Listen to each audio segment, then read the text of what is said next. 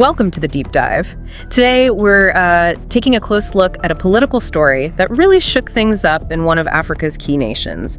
We're focusing on Ethiopia, specifically the pretty dramatic collapse of the promise that came with its ruling prosperity party, the PP. He's right. It launched with so much fanfare, didn't it? Absolutely. It was billed as this completely new beginning, a project promising unity, major reforms, a kind of national renaissance, supposedly moving past decades of really deep internal divisions. But a fresh start.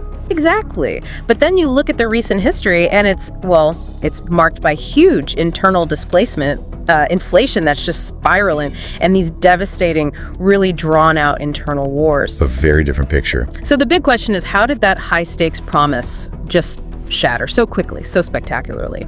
Our goal here today, for you listening, is to explore a particular geopolitical analysis we found. It argues pretty strongly that this domestic failure wasn't just an internal issue. No, it was deeply, maybe uncomfortably, tangled up with the demands of foreign interests. We're diving into this core idea from our source material, this concept of political servitude disguised as partnership. And that, I think, is the absolute crucial lens for this deep dive. We're synthesizing a critique from a specific editorial that really lays out this argument that the PP's path shows a devastating mistake leaders can make. Which is? Prioritizing, almost chasing, foreign validation, getting nods from abroad, instead of building a genuine, homegrown national vision. For anyone following these dynamics closely, understanding that difference between just getting Western applause and having a real domestic strategy, that's key to grasping the true cost of what happened. Okay, let's get into the timeline then, and the specific political points. So when the Prosperity Party emerged basically from the ashes of the old ruling coalition, the EPRDF, the pitch was, it felt revolutionary at the time. It did. It was going to be this post-ethnic, pan-Ethiopian project, that was the phrase. It claimed it would unite the whole country under one banner of shared progress, finally getting past the divisive regional politics that had dominated for so long. But the editorial we're drawing from argues that this whole pan-Ethiopian idea very quickly dissolved into what it bluntly calls one of Africa's most tragic experiments in illusion. Strong words. Very. And what's critical here, according to the source, is the insistence that this wasn't just bad luck or some inevitable tragedy. Ethiopia, as the source points out, is a nation endowed with vast natural wealth, youthful energy, and cultural pride. Huge potential. Absolutely huge. One of the continent's largest, youngest populations. Yeah. The potential for economic leadership, strategic influence, it's immense. Yeah. So the source puts the blame squarely on a fundamental failure of leadership, not fate. Okay, so the promise was unity. The reality, the source claims, was illusion. How did that happen? Well, according to this analysis, that initial promise of unity quickly kind of mutated. It became a tool, really, for centralizing control. Think about the existing structure, ethnic federalism. It was supposed to be reformed, right? This system gave significant autonomy, political power, to major ethnic regions like Oromia, Amhara, Tigray. Right, that was the setup. But when the PEP formed, the editorial argues, it basically sidelined those established regional parties. Power got consolidated into this single top-down federal structure. So the rhetoric is unity, but the action described is centralization. What was the mechanism of this betrayal, as the source seems to frame it? Well, the analysis we're using claims leaders weaponized unity for power consolidation. That's the internal part. Okay. And then critically, it adds they traded sovereignty for Western applause. Okay. So that suggests a kind of two-front failure. Exactly. Internally, the source argues genuine political diversity, pluralism, was stamped out in favor of this monolithic structure. And externally, the focus shifted to getting international legitimacy. Diplomatic nods, aid packages, good press coverage, even if it meant, according to this view, sacrificing control over actual domestic policy. And the impact? Well, the source is quite stark.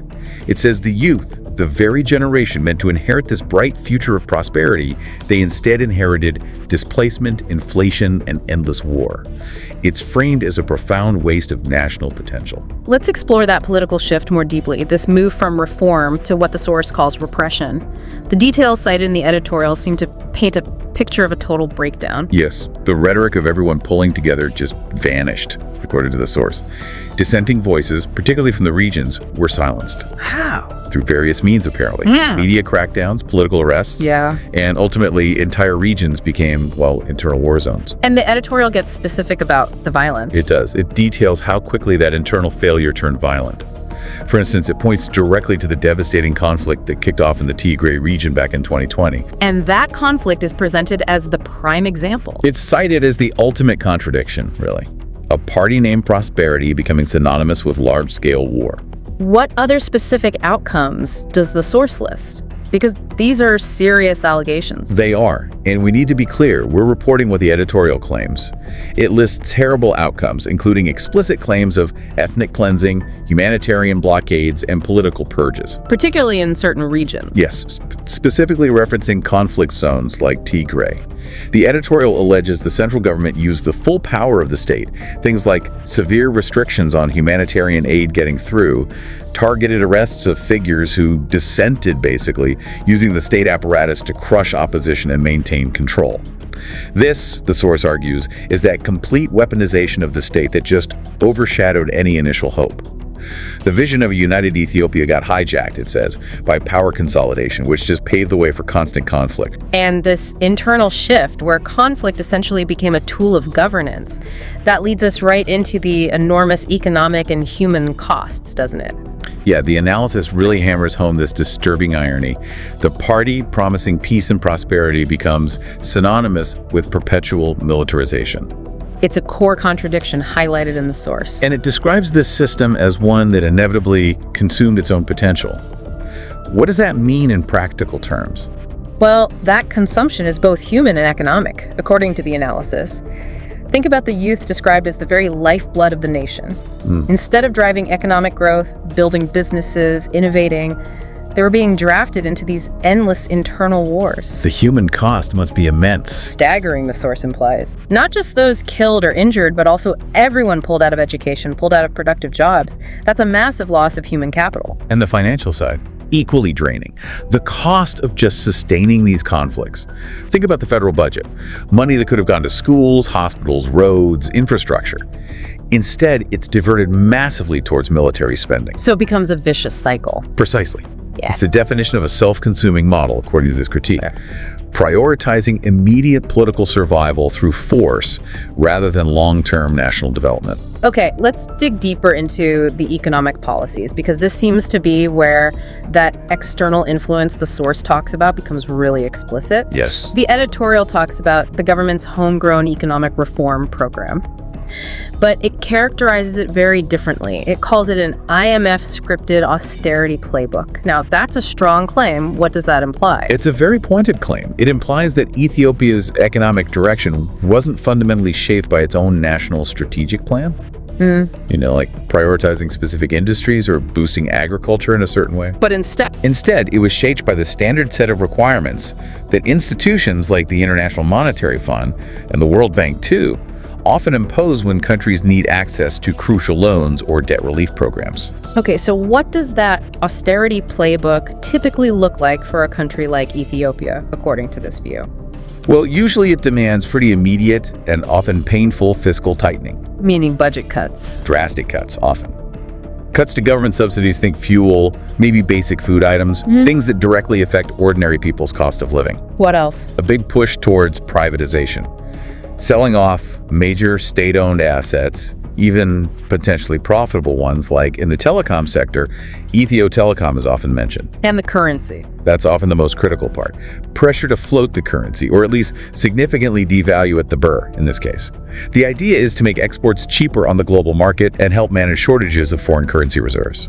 So, according to this analysis, why are those specific measures seen as so damaging to Ethiopia's own national vision? Because, the argument goes, they prioritize sorting out the external financial situation, paying back debts, balancing the books in a way lenders approve of over the immediate welfare of the population and long-term structural development at home. How so? Well, the source argues privatization can lead to foreign companies gaining control over vital national infrastructure. Subsidy cuts hit the poorest, hardest, and fastest, eroding purchasing power, potentially leading to social unrest. So it shifts the focus. Entirely. When the economic reform is just seen as this austerity playbook, the editorial argues, the economy becomes primarily designed to respond to the demands of global lenders, not the actual needs of its own citizens. And this setup is exactly what the editorial calls the parasitic model, right? That phrase, prosperity turned parasitic, feeding off the blood, labor, and tears of those it claimed to uplift. It really connects the policy choices to the alleged outcomes. It does. It frames it as the direct consequence of mismanagement on the inside, combined with these heavy external constraints on the outside. And the result described. A cycle of dependency. The source states, every mega project became a monument to mismanagement. Every foreign handshake, a receipt for dependency. So the handshakes weren't helping. The narrative suggests that seeking that foreign validation, the photo ops, the aid announcements, it didn't lead to real progress. Instead, it perhaps enabled poor execution of projects and created economic structures that benefited external creditors or maybe local elites rather than the average Ethiopian. And the economic reality now on the ground, does it support this critique? We see reports of inflation just soaring. Absolutely. The editorial notes that the birr's value has weakened dramatically. And like you said, that's not just an abstract number. Hyperinflation makes basic necessities unaffordable for millions. Imports become impossible. Prohibitively expensive, yeah. Everything from machine parts needed for factories to keep running to essential medicines. It cripples a productive economy. And the youth. The source says they're fleeing in despair. They see no economic future at home. This directly challenges the government's narrative, its illusion of control, as the editorial puts it.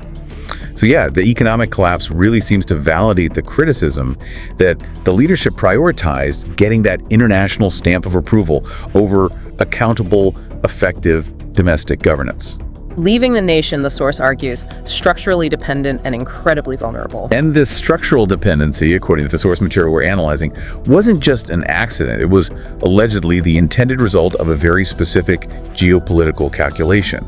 Okay, this feels like the absolute core and maybe the most provocative argument in the source material we're dissecting today. It definitely shifts the perspective. It takes a tragedy beyond just a domestic political failure and frames it as something heavily influenced by international power plays. It claims Western hands played a crucial and maybe even manipulative role. But let's pause here for a second, because this source is a critical editorial, right?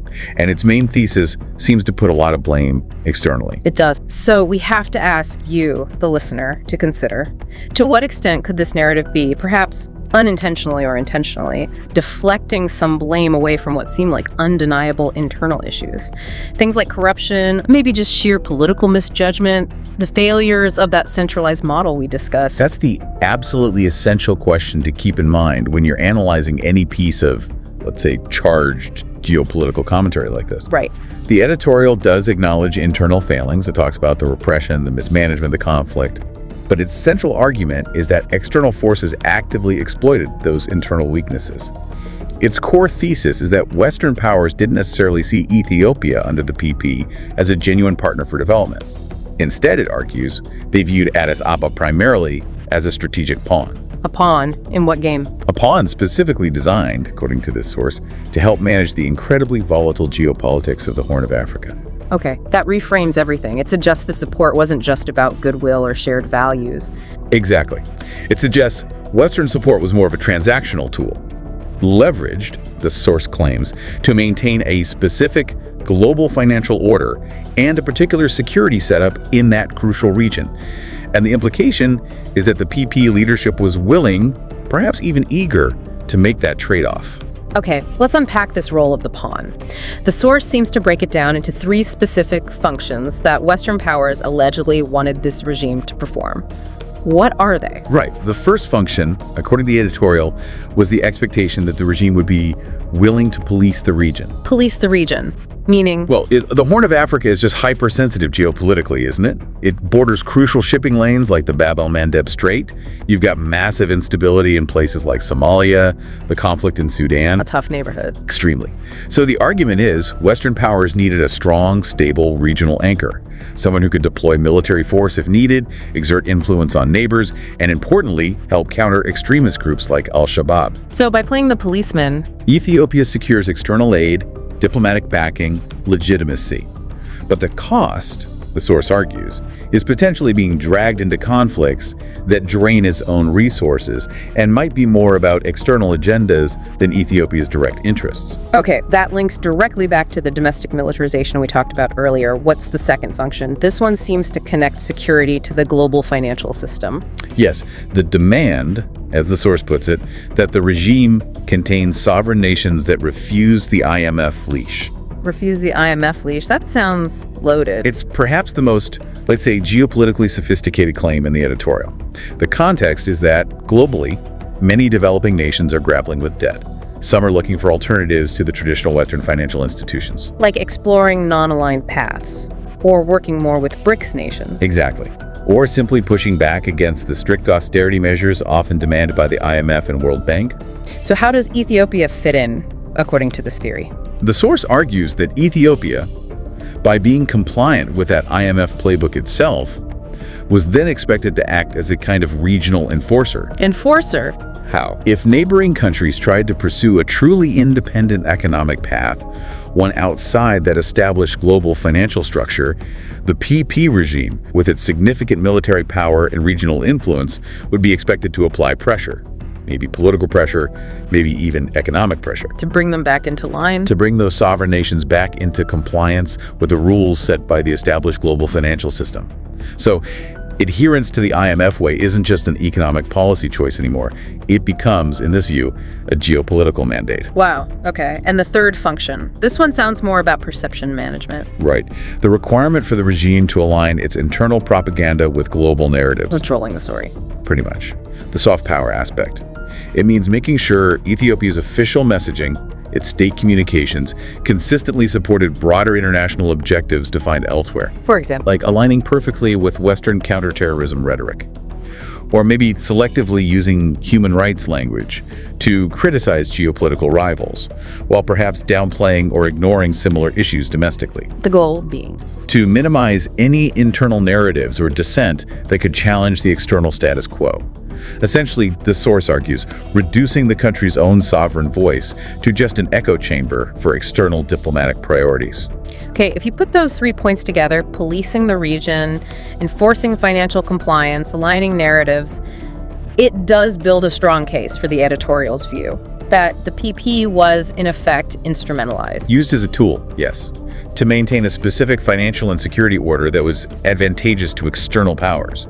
It completely reframes the reasons behind the political collapse. And this leads directly to that core distinction the source makes about the ultimate trade-off, doesn't it? It does. The analysis concludes, quite starkly, that in the end, it wasn't sovereignty that was exported, it was servitude disguised as partnership. Servitude disguised as partnership. Yeah. It suggests the leadership fundamentally mistook diplomatic praise, the aid money, the Western applause, for genuine national partnership. And in doing so, they accepted policy constraints, external demands that ultimately undermined Ethiopia's own long-term interests and stability. So the cost of getting that foreign validation was the critical loss of an independent national vision and ultimately the loss of economic control. That's the argument. The lesson here, as framed by this source then, seems to be about a dangerous feedback loop. Exactly. The more the leadership chased that external approval, the more constrained its domestic policy options became, which then fueled the internal crises, the inflation, the conflict, the displacement that we discussed earlier. It became a downward spiral. So looking at the situation now, the source paints a pretty bleak picture of the Prosperity Party's current standing.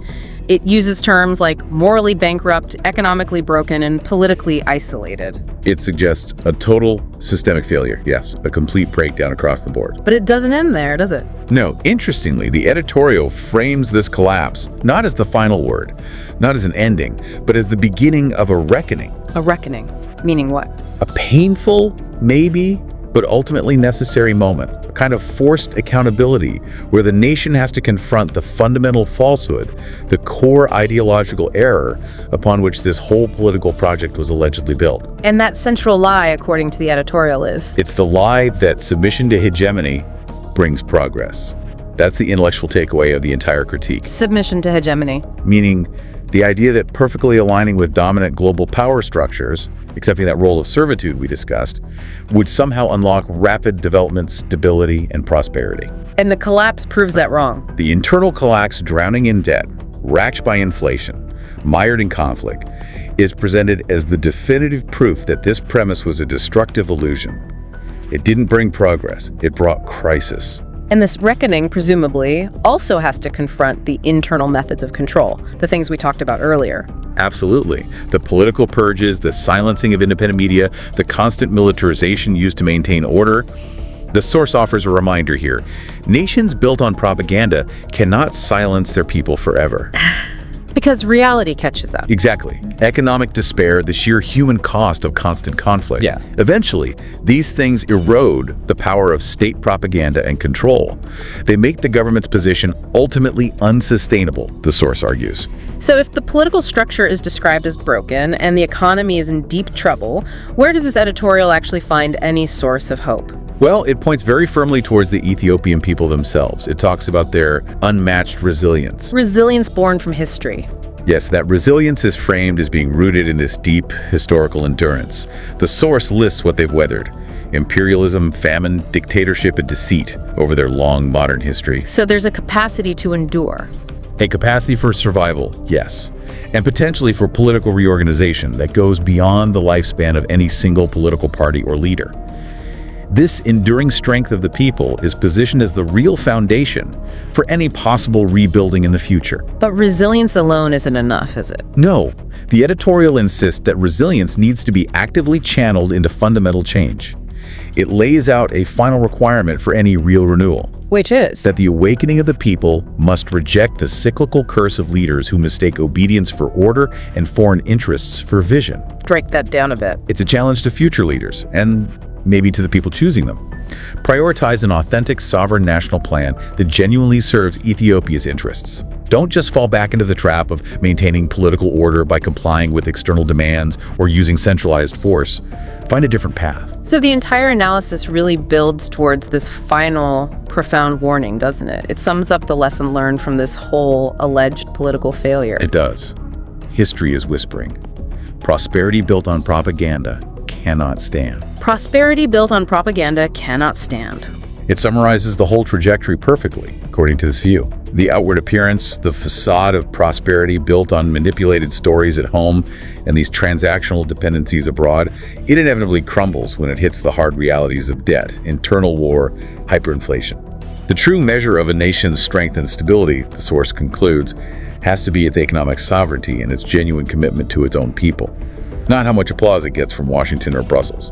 So this deep dive has really unpacked a very critical, and I think you'll agree, quite provocative perspective on the decline of Ethiopia's prosperity party. Definitely. It argues for this deep, complex link between internal political choices and ambitions and these calculated external geopolitical pressures.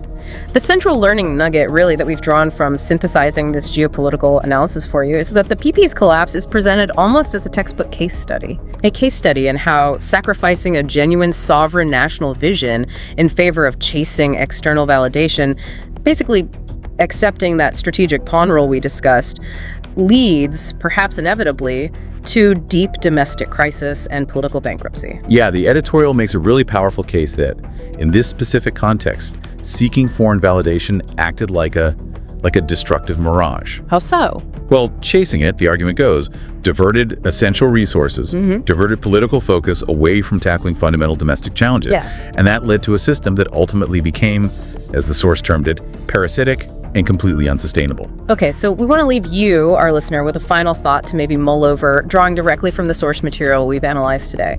The source makes this claim that Ethiopia's youth, the very same generation it says, was once devoured by false promises, that they are now perhaps uniquely positioned to potentially rebuild what politics destroyed. Potential turning point. Right. So the question we leave you with is this. What specific, maybe institutional mechanisms going beyond just electing a new party or hoping for a different kind of strong leader, what structures would they actually need to build? Structures to ensure that the next generation of leadership permanently prioritizes a genuine national vision, true economic sovereignty over that constant temptation of foreign applause and the constraints that often come with things like the IMF leash. That decision, how they actually structure sovereignty itself for the future, that seems to be the ultimate test of this reckoning the source talks about.